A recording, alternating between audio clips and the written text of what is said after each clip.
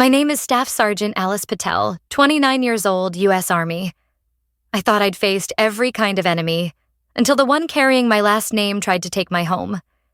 They called it family money. I called it combat pay. What happened next? Let's just say, they picked the wrong soldier. What would you do if your own family tried to strip away everything you'd built?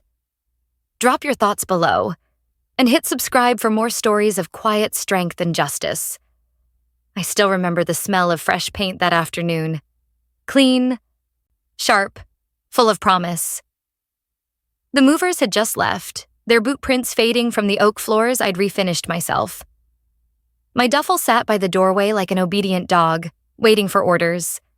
For the first time in a decade of sand-choked tents and fluorescent barracks, I was finally home. Oak Haven, Texas. 2 bedrooms, a small yard, and silence. The kind that hums in your ears until you realize you're safe. I poured a tall glass of sweet tea, the ice clicking like distant shell casings, and leaned against the bare wall. The late-day sun stretched through the blinds in thin golden stripes across the floorboards. I snapped a quick photo, sent it to Grandpa, and typed, "Made it home, sir." That's when the doorbell rang. One crisp note, clear and official. On the porch stood a mail carrier holding a flat white envelope. Certified mail was stamped across the top in heavy blue ink. My gut tightened. Muscle memory from years of bad news delivered by clipboard. I signed the pad, thanked him, and shut the door with a quiet click. The envelope felt heavier than paper. My name was typed cleanly above a return address. Keller, Harris, and Rowe, attorneys at law. Below it, my parents' names. For a moment, everything in the room held still. The dust motes, the music, even my breathing. Then training took over. I set the glass down, squared my shoulders, and tore the seal in one motion. Legal language spilled across the page like shrapnel. Immediate transfer of title. Reimbursement for parental investment, $300,000. Misappropriation of family assets. Each phrase landed like a burst round. It wasn't a letter. It was a lawsuit. Filed that morning. By my own parents. The air seemed to thin out around me. I read it twice. Finger tracing each line as if discipline could make the words change. It didn't. The house, my house, had become Exhibit A. My phone buzzed. Dad. I answered out of reflex. Edward Patel. Alice, your mother and I have discussed it. That house, it's better suited for Sabrina's art studio. Your Army, you can stay on base. We'll send over the papers for you to sign the deed. For a beat, I couldn't find words. Then Mom's voice slipped onto the line, all honey and control. Marlene. Sweetheart, don't be selfish. It was never really your money. It's family money. You were just holding it. The line went dead before I could speak. Outside, a pickup rumbled past, country radio bleeding through its open windows. The sound felt miles away. They'd decided my sacrifice was a family loan. My deployment's a down payment on someone else's dream. I set the phone on the counter, palms flat, grounding myself. Breath in, 2 counts. Out, 4 counts. The same cadence I'd used in firefights. Then I photographed everything. The envelope, the postmark. Every page spread out on the kitchen counter. Evidence. Chain of custody. From the next room, George Strait's voice floated softly. I saw God today. The irony twisted in my chest. I reached for my notepad, the one I'd labeled personal log, and wrote the first entry in precise block letters. 1600 HRs, received certified mail from parents' law firm. Subject, civil action, property claim. My handwriting was steady. My pulse wasn't. 10 years in uniform had taught me to recognize an ambush. You don't always see the muzzle flash. Sometimes it arrives in legal stationery. They thought distance made me soft. That years of following orders would make me sign whatever they slid across a table. They were wrong. I gathered the documents, slipped them into a clear sleeve, and slid them into my field binder. The same one that once held patrol routes in Kandahar. This wasn't a family dispute anymore. It was an operation.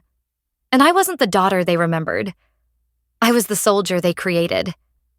They'd just declared war on a U.S. Army sergeant. The silence in that little Texas house felt weaponized. Every creak of the wood echoed like an accusation. I sat cross-legged on the cold oak floor, the lawsuit spread before me, and realized something I'd ignored for most of my adult life. This wasn't sudden. It was a pattern. In the Army, we're trained to spot trends, not incidents. A single radio blip means nothing. But a sequence? That's intelligence. And the more I stared at those typed pages, the clearer the sequence became. This attack didn't start with a lawyer's signature. It started years ago, with smaller strikes I'd mistaken for family quirks. I pushed aside the lawsuit and reached for the olive drab footlocker marked personal. The steel latches clicked open with a sound that always grounded me. The sound of readiness. Inside were mementos from two worlds, deployments and childhood. The past, both foreign and domestic. The first artifact I pulled out was a photograph. Sun-faded, edges curling. A 10-year-old version of me stood in a dirt-streaked softball uniform, grinning, trophy clutched high like captured ground. I remembered sprinting home that day, dust still on my cleats, expecting applause. Instead, I found Mom and Dad huddled around Sabrina, who was sobbing over some painting that hadn't been picked for the school art show. Mom barely looked up. "That's nice, honey. Your sister needs us right now." Even in victory. I'd been invisible. I ran my thumb across the glossy surface, tracing that frozen smile. That's when the second receipt surfaced. A folded napkin, brittle with time. It was from my 18th birthday dinner, the night I announced I was enlisting. "The Army?" Dad had repeated, setting down his fork like I'd said prison. "That's for kids who have no other options. We're not that kind of family." They'd spent tens of thousands on Sabrina's art degree, but complained about the gas money to drive to my basic training graduation. I slipped the napkin back into the box, fingers brushing against something cool and heavy. The bronze medallion caught the light, embossed with the seal of the state of Texas, my science fair award. 16 years old, I'd built a low-cost water filtration system and won first place. They hadn't shown up. Sabrina had a gallery debut at a coffee shop that night. Standing alone on that stage, I'd promised myself their absence wouldn't break me. I didn't know then that discipline was a kind of armor. The oak floor creaked as I stood, artifacts in hand. The house smelled of paint and sawdust. New beginnings over old scars. I set the photo, napkin, and medal in a neat row across the table beside the lawsuit. Each item a piece of intel confirming the target profile. They weren't just trying to take my house. They were trying to rewrite my service as family property, every paycheck, every deployment, reduced to a tab I'd failed to settle. I opened a fresh page in my notebook and began drafting what any commander would recognize as an OPORD, an operations order. 1. Situation. Civil action filed by parents, motivated by entitlement and pattern of prior dependency. 2. Mission. Defend ownership of personal property through lawful means. 3. Execution. Evidence collection. Legal reconnaissance. Timeline documentation. 4. Sustainment. Self-reliance. Veteran networks. Pro bono support. 5. Command and signal. Myself, Sergeant Patel, AO Oakhaven. When emotion tries to take over, soldiers write things down. Paper turns chaos into sequence. Sequence into strategy. By nightfall, the floor was covered in neat stacks. Bank statements, pay stubs, deployment orders. Years of my life rendered in dates and signatures. I cross-referenced every dollar earned with every deposit into my savings account. No family funds, no shared assets, just me. I called 3 law offices in Austin, each conversation shorter than the last. $10,000 to start. $25, depending on filings. $50 for full representation. Their voices were polite, professional, absolute. After the 3rd call, I stared at the phone, thumb hovering over the contacts list. Then I scrolled down to Fort Cavazos, JAG office.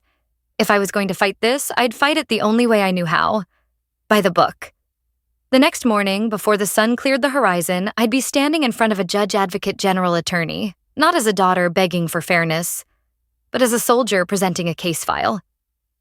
This wasn't just family betrayal anymore. It was intelligence verified. And now that I had the pattern, I could predict their next move. By the time dawn crept over Oak Haven, the decision was already made.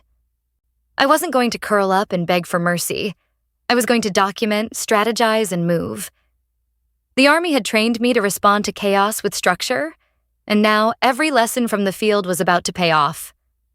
The drive to Fort Cavazos was quiet, broken only by the low hum of the engine and the sound of my own breathing. The base felt like another world.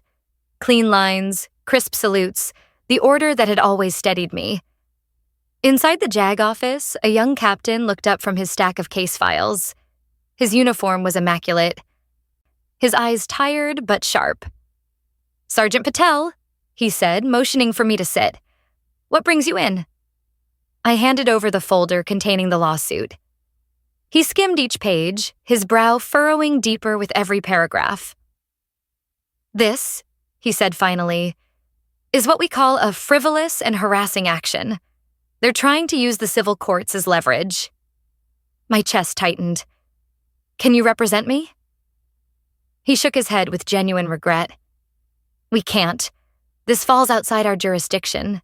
It's a civil matter. But..." He tapped the paper with a pen. "You can represent yourself. Proceed. You've already got the mindset. You know how to brief, how to build a case, how to follow a chain of evidence. Stick to the facts. Don't let emotion lead. The truth's on your side. Let it talk." He printed out a single page, a list of veteran legal aid offices annotated with circles and stars. "Start here, and Sergeant, file everything. Every call, every encounter, every word." I thanked him and left, the folder tucked under my arm like a mission file. Outside, the Texas sun was merciless, but the heat cleared my head. The way forward wasn't emotional. It was procedural. Still, when I got home, the quiet was too heavy. The walls echoed. So I drove back to base and grabbed lunch at the DFAC, the dining facility. The trays clattered. Conversations overlapped, and for a moment I felt the rhythm of normalcy. That's when Master Sergeant Mike Chen dropped into the seat across from me. His presence carried the weight of calm authority, the kind that never needed to shout. "You look like hell, Patel," he said, picking up his fork. "What's going on?" I hesitated, instinctively defaulting to handle it yourself, but his eyes stayed steady, patient, waiting. So I told him. Not the dramatics, just the facts. The lawsuit, the certified mail, the demand to surrender my house. His fork never moved. When I finished, he exhaled slowly and nodded once. "Eat your lunch, Sergeant." He stood and left. I thought that was the end of it. It wasn't. That Saturday, just as the sun began to slide behind the rooftops, I heard the rumble of pickup trucks outside. I stepped onto the porch and froze. A convoy. 4 vehicles deep, one was parked along my driveway. Out stepped Mike Chen, followed by half my platoon. They weren't empty-handed. One group rolled out a trailer smoker, another carried toolboxes and lock sets, and someone else dragged a coil of heavy-duty cabling. Mike grinned beneath his ball cap. "We heard your perimeter was compromised. Your unit's here to fortify it." What followed looked less like a cookout and more like a deployment, the air filled with the smell of hickory smoke and laughter. One squad ran wiring for motion-activated cameras. Another swapped out every exterior lock for reinforced deadbolts, and a third team patched the leaning fence I'd been meaning to fix. "House feels different now," one private said, handing me a drill. "Yeah," I murmured. "It finally feels secure." Even Henderson, the retired Air Force vet from across the street, wandered over carrying a bowl of potato salad and a story from Saigon. For the first time since the envelope arrived, I felt the knot in my chest loosen. But the real test came Monday morning. A message pinged on my phone. "Report to commanding officer, 0900. The email was formal, clipped, the kind that never carries good news. When I stepped into the colonel's office, the air was still, his posture rigid behind the desk. "Sergeant Patel," he began, "we received an anonymous call from a family member this morning, alleging you're mentally unstable and mismanaging your finances." Every nerve in my body went cold. In the military, an accusation like that can end a career. I locked my hands behind my back, spine straight. "Sir, may I respond?" He nodded. I laid out the situation exactly as the JAG captain had told me. Dates, documents, footage, chain of evidence. No emotion, just procedure. When I finished, he steepled his fingers, studying me. Then he gave a single sharp nod. "I see what this is. This goes no further than this room. You're clear, Sergeant. And if they try again, you come to me directly." Relief washed through me, but beneath it simmered something else. Cold, steady anger. They hadn't just attacked my home. They'd tried to weaponize my chain of command. That day I learned something every soldier eventually faces. Sometimes the enemy knows your weak points, and still fails to break through. For a few days after that meeting with the colonel, I thought maybe the storm had passed. The cameras were installed, the locks were reinforced, and I had a commander who'd seen through their tactics. But in war, silence isn't peace. It's preparation. The first hit came through social media. A friend from high school messaged me out of the blue. "Hey, Alice. Saw your sister's post. Hope you're okay." I clicked the link and felt my stomach turn. Sabrina had shared a smiling, filtered photo of us from years ago. Christmas sweaters, fake laughter. Underneath it, a long paragraph written like a martyr's eulogy. It's hard watching someone you love lose themselves. The Army changed her. She's not the same sweet sister I grew up with. She values money and property over family now. Pray for her, y'all. The comments came in waves. So sad what military life does to people. "We're praying for your parents, sweetie. Material things fade. Family is forever." Each one was a tiny incision, deliberate, precise, sanctimonious. And I recognized the strategy. This wasn't emotion. This was psychological warfare. I screenshotted everything. Time, date, engagement count, evidence. Still, the digital crossfire bled into the real world faster than I expected. That Friday, while grabbing supplies at the H-E-B supermarket, I kept my head down. Grocery shopping was supposed to be simple.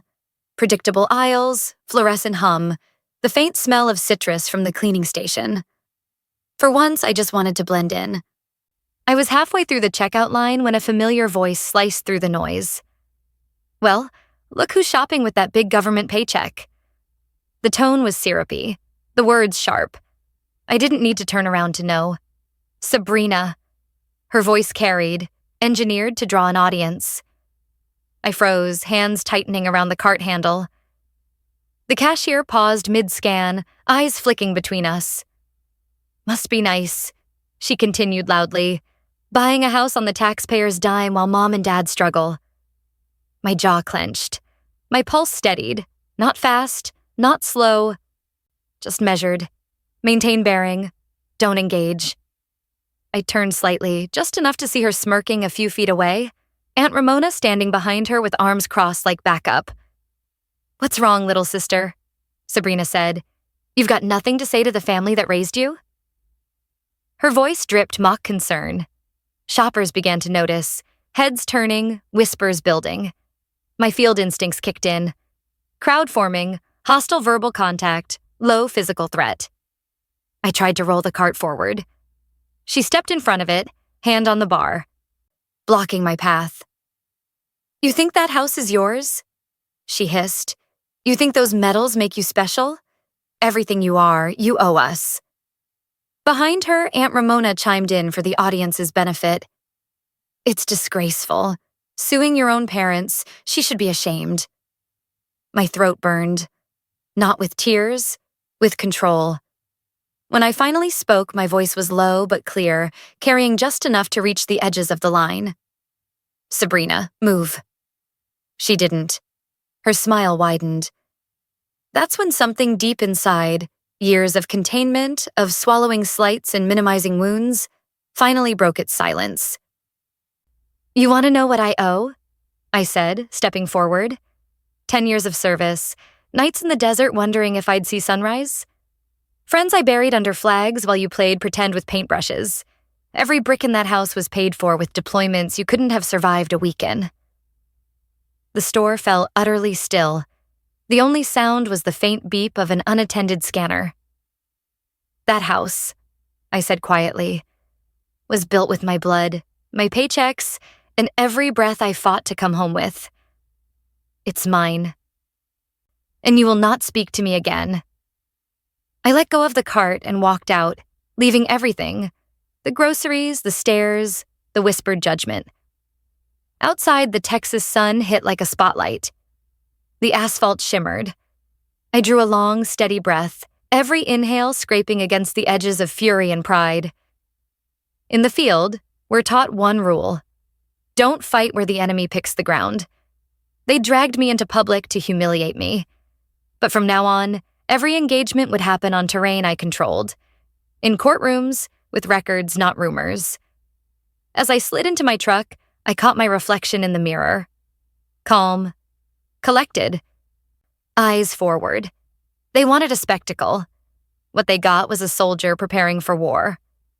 By the time the weekend ended, my dining room no longer looked like a home. It looked like a tactical operations center. Every surface was covered with neatly stacked documents, bank statements, leave and earning slips, deployment orders, and screenshots from that social media campaign. My old field binder lay open at the center like a command log.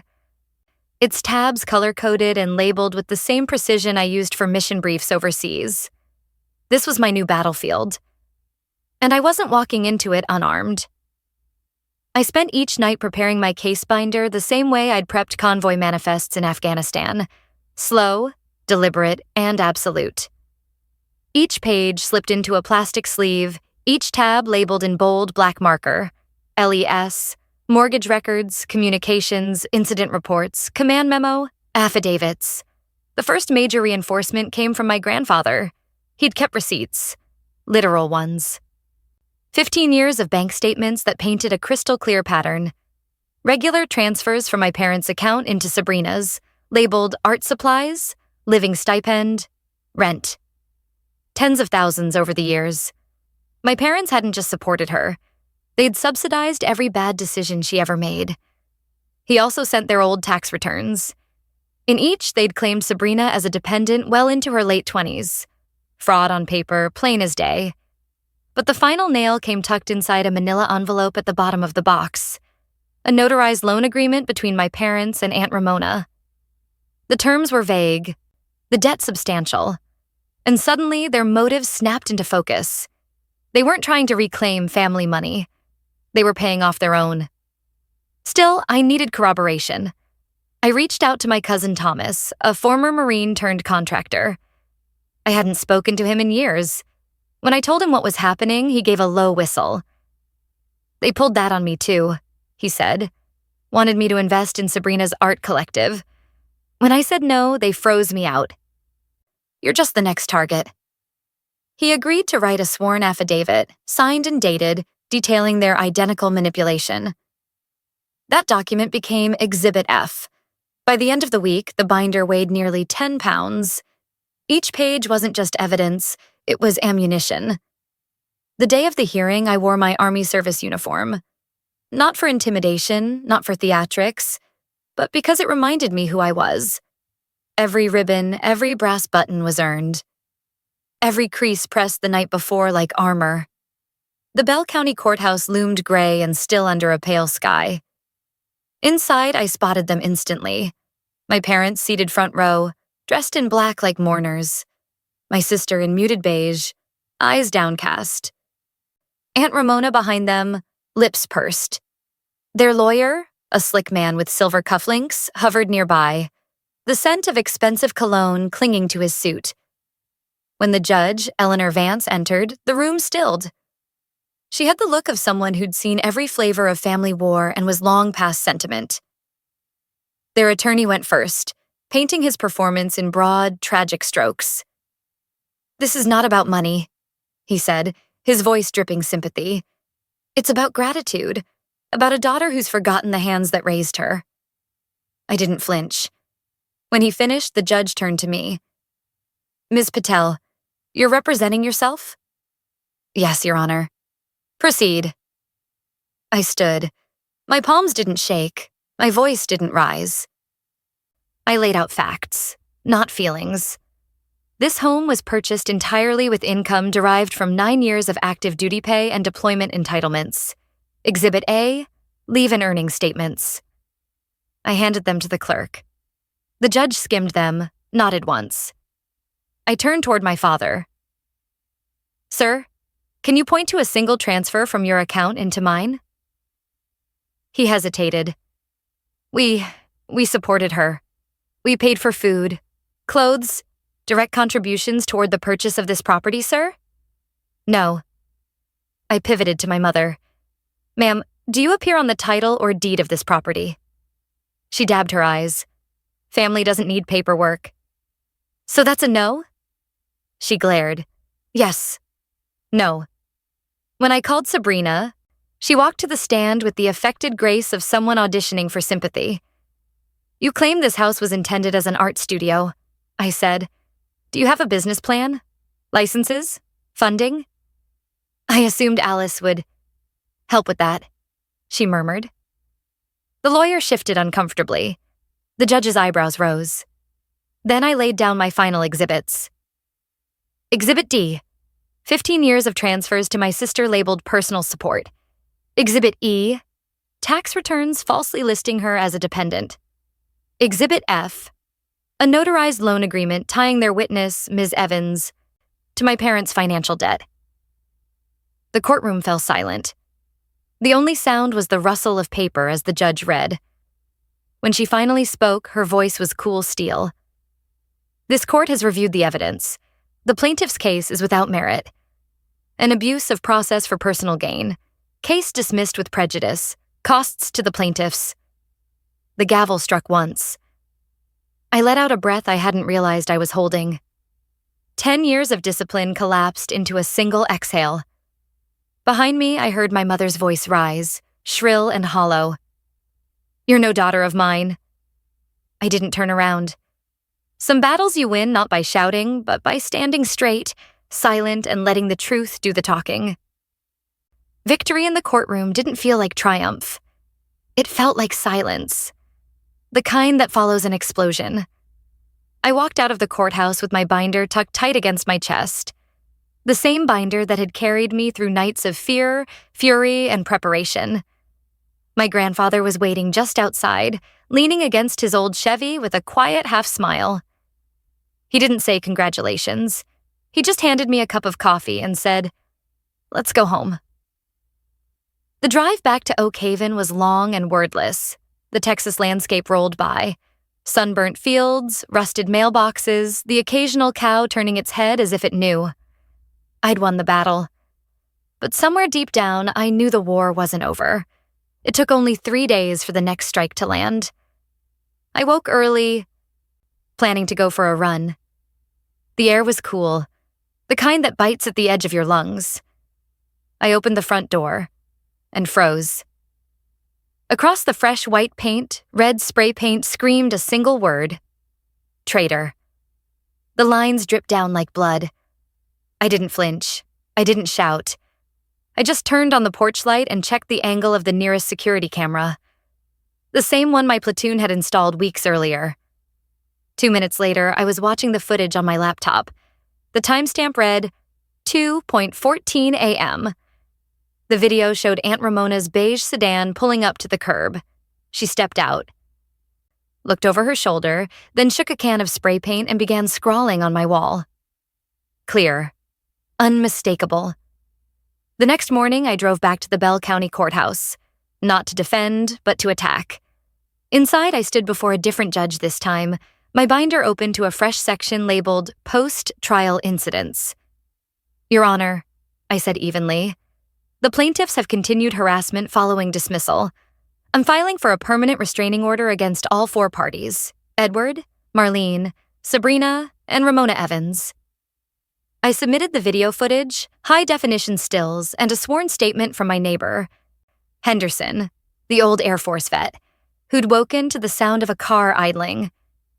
The judge didn't even look up as he signed the papers. "Granted," he said. 500 yards, no contact of any kind. Direct, digital, or third party. The order was stamped before I even took a breath. Driving home, I realized something had shifted inside me. The anger was gone. So was the fear. What was left was quiet. Not emptiness, but clarity. That evening, Grandpa showed up again, holding a yellowed envelope. "Your grandmother wanted me to give you this," he said softly. "She said you'd know when it was time." I sat on the porch steps and opened it. Inside was her handwriting, graceful, steady, and a legal document. Her will. She'd left a small inheritance, nothing extravagant, but set aside specifically for me, locked in a trust my parents couldn't touch. "For my strong girl," the note read. "Build a life of your own, one no one can take or claim." Tears slipped down before I could stop them. They weren't from sadness. They were from recognition. She'd seen this coming. The manipulation, the debt disguised as duty, and had left me a final shield. That money didn't buy a car or a vacation. It bought tools. Grandpa and I turned the empty garage into a wood shop, filling it with sawdust, pine, and purpose. Together we began building a 10-foot oak table, big enough for 10 chairs, the kind of table meant for family. Not the kind you're born into, the kind you choose. By summer, the backyard was alive again. My platoon came by on weekends. Off-duty soldiers in jeans and t-shirts, laughing, arguing over barbecue recipes. Henderson always brought potato salad, and Thomas drove down from San Antonio with his wife and kids, the same cousin who'd stood with me in writing. At that oak table, we built something stronger than blood. And when autumn rolled around, I used part of Grandma's trust to start a small scholarship, the Alice Patel Memorial Fund, for local high schoolers who wanted to serve. Soldiers, firefighters, nurses, anyone willing to stand between chaos and order. At the award ceremony, I kept the speech short. My voice didn't tremble. "Family," I said, "isn't who demands a share of your victories. It's who shows up when you're surrounded." That night, back home, I sat on the porch again. The word traitor was long gone, covered by clean paint, but I'd kept a photo of it. Not out of bitterness, out of memory. It was the receipt for my freedom. The Texas sky stretched wide above, stars scattered like metals across the dark. Inside, the oak table gleamed under warm light.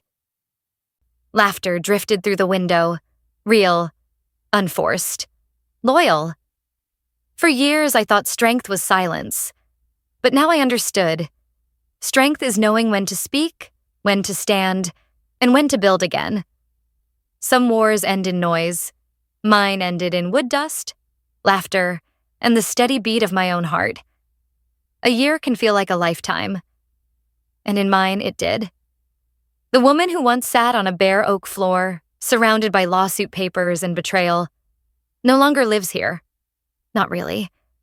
She's gone, replaced by someone quieter, sharper, and freer. The kind of woman who builds peace one board at a time, not because the world gave her calm, but because she carved it out with her own 2 hands. This house, my house, no longer echoes with silence. It hums with life.